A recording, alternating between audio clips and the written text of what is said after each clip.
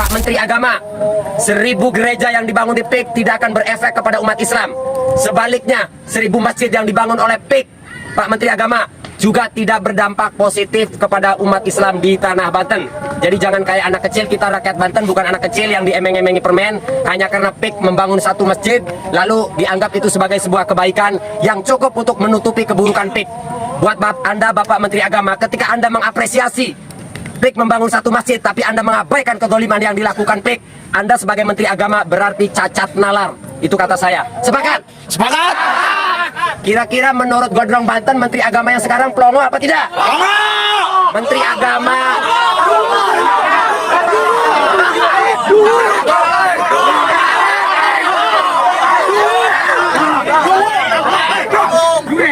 Menteri Agama yang muji-muji, yang mengapresiasi dibangunnya satu Banten di PIK dan mengabaikan kezaliman yang dilakukan PIK, berarti Menteri Agama ini pelongo apa tidak? Pelongo!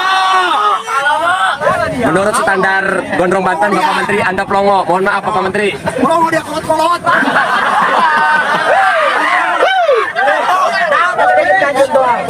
Jadi sekali lagi saya ucapkan terima kasih kepada Mamang Santri yang tergabung dalam aliansi Gondrong Banten. Tidak ada kata yang bisa saya ungkapkan untuk menyanjung atau mengucapkan terima kasih selain Anda dan kalian rekan-rekan semuanya adalah pahlawan bagi Mahesa, pahlawan bagi rakyat Banten. Semoga kata pahlawan ini cukup untuk rekan-rekan, dan sekali lagi jangan sampai surut seperti oknum-oknum ormas yang sekarang sudah mulai oleng. Mohon para rekan-rekan Mamang Santri agar kiranya peduli terhadap apa yang menimpa di Banten. Sebagaimana tujuan Gondrong Banten dibentuk. Saya ingin nanya ini kepada Bapak Ketua, tujuannya apa nih Gondrong Banten dibentuk? Menyatukan. Nah, kira-kira setelah bersatu tujuannya apa? Kalau tidak untuk khairun nas anfa'uhum linnas, siap memberikan manfaat. Revolusi akhlak. Revolusi akhlak. Revolusi akhlak dengan cara menyadarkan dengan cara tentang sejarah. Betul. Berarti Gondrong Banten salah satu visi misinya peduli terhadap sejarah, budaya ya, Haji. Hari dan sejarah. Ketika anak muda mendengarkan sejarah perjuangan Kanjeng Sinuhun oleh Sultan Hasanuddin, bahwa perjuangannya itu penuh dengan yang pertama harta, tenaga, pikiran, bahkan nyawa. Itu harus tahu Pak semua pemuda. Karena kalau sudah tahu, pasti dia akhlaknya juga ketika datang ke Banten itu pasti wah ini ada sejarah.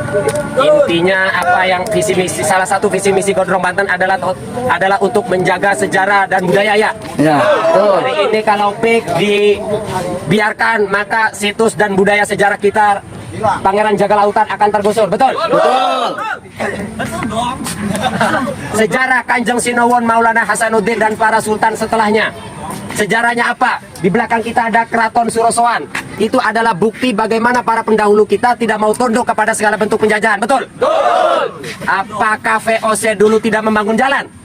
Membangun, saudara-saudara.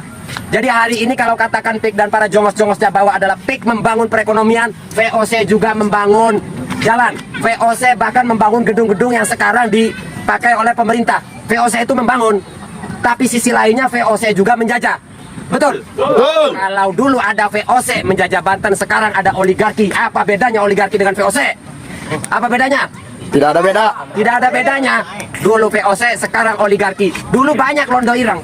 Maka dalam mukadimah tadi saya katakan, saudara-saudara yang bukan Tubagus, saudara-saudara yang bukan Duriat, bukan Raden, bagi kami lebih baik daripada oknum Tubagus yang jadi jongos pembela PIK. Betul? Betul. Siap mati di tanah Banten? Siap. Siap syahid di tanah Banten? Siap. Saya kira itu sajalah. Untuk selanjutnya bisa ngobrol secara santai, ngobrol nambah istri juga boleh. Mohon ampun atas segala kekurangan dan kelebihan. Mohon maaf atas segala kekurangan. Hadanallahu wa iyyakum ajma'in wal afu minkum. Wassalamualaikum warahmatullahi wabarakatuh.